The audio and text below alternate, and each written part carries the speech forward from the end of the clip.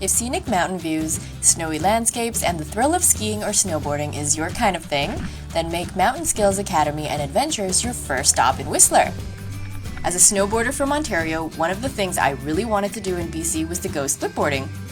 In a nutshell, a splitboard is essentially a snowboard that can be separated into two ski-like parts for going up hills and then put back together to go down hills like a regular snowboard.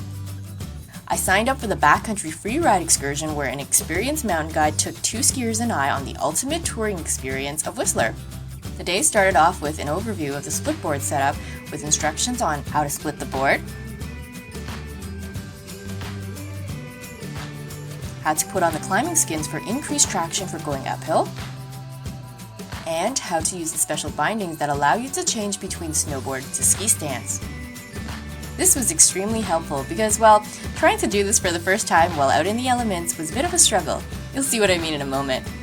I was able to rent all of this equipment including the Avalanche Safety gear, so all I had to bring was my snowboard boots and lunch.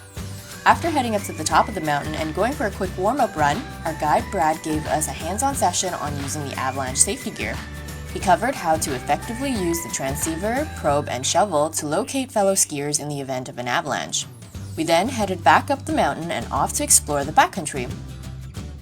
Although it was pretty overcast the entire day, the snow there was amazing. Almost all of the areas we skied through had deep, untouched powder. This was my first time visiting Whistler in the wintertime, and for someone who's not familiar with backcountry skiing, this was a fun way to be introduced to both the out-of-bounds territory and splitboarding. When we reached the bottom of the mountain, it was time to switch up the setup for my splitboard. Even though I paid attention during the in-class instruction on setting up the splitboard, I'm so happy that our guide Brad was there to lend a hand. Thank you also to the experienced skiers who were with me for being so patient as they had already popped on their traction skins and had their poles all ready to go while I was fumbling around with my collapsible poles. I think I'm just gonna have to plan more trips to Whistler so I can improve my splitboarding transition time. I was also grateful that there wasn't a snowmageddon blizzard or something like that while trying to do all of this.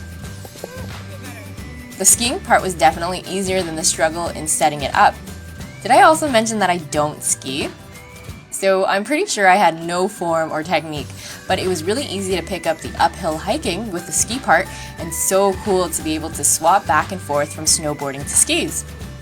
Although yes, there was a lot of hiking up hills, or mountain rather, we were constantly rewarded with stunning scenery.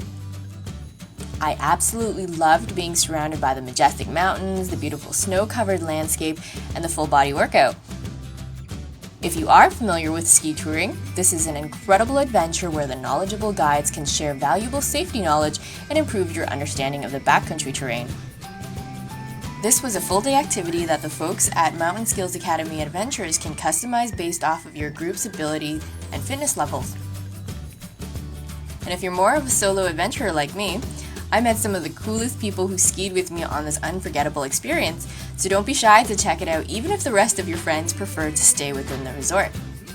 This adventure has only increased my love for snow and the mountains, and I would highly recommend it for fellow intermediate level snowboarders. In terms of fitness levels, well, if you're not used to real mountains, you're definitely going to feel it the next day. Whether you ski or snowboard, the backcountry free ride adventure is the activity you have to sign up for when visiting Whistler in the wintertime.